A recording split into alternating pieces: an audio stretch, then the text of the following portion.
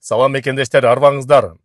Тез хабарлардын бири бүгүндөн баштап Кыргызстанга М-банк мобилдик приложениясына тыйын которуу токтоп калды. Бул такталбаган маалыматтарга таянсак, Улуттук банктын распоряженияси деп айтылып жатат. Ошол себептен Сбербанк онлайн, Тинькофф жана МТСтен тыйын М-банкка которуу мүмкүн эмес болуп калды. Жана андан башка бир нече банктар да чектөө коет деп ошондой сөздөр болуп атат. Азырынча белгисиз кайсыл банктар деп.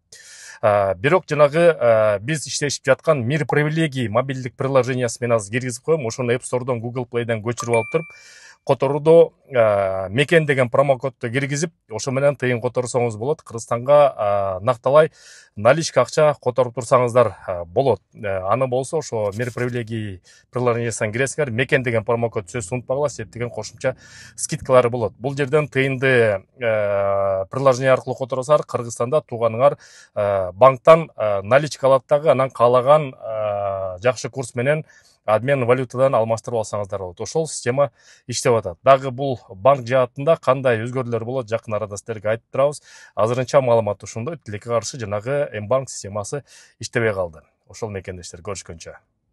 Урматтуу мекендештим, жагымдуу кабарлардын бири. Биздин ишкер мекендештер Авитанын аналогу болгон жаңы Избук деген мобилдүү приложение ойлоп чыгарышты.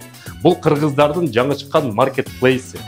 Бул жерден силер телефондон баштап машинеге чейин мебель болобу, башка буюм болобу сатып алсаңыздар да болот, жана сатсаңыздар да болот. Бул приложениени англисче Избук деп жазып туруп, App Store'дон жана Google Play'ден көчүрүп алсаңыздар болот.